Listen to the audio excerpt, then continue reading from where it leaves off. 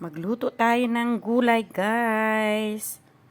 Pechay. Hiwain natin yung pechay. Tapos igigisa. Yan, guys. Isahog natin sa ating gulay na pechay. Yan, guys. Nilagay ko na yung gulay. Pakuluin lang muna ng sandali. Nilagay ko na yung dahon ng pechay. Malapit ng maluto.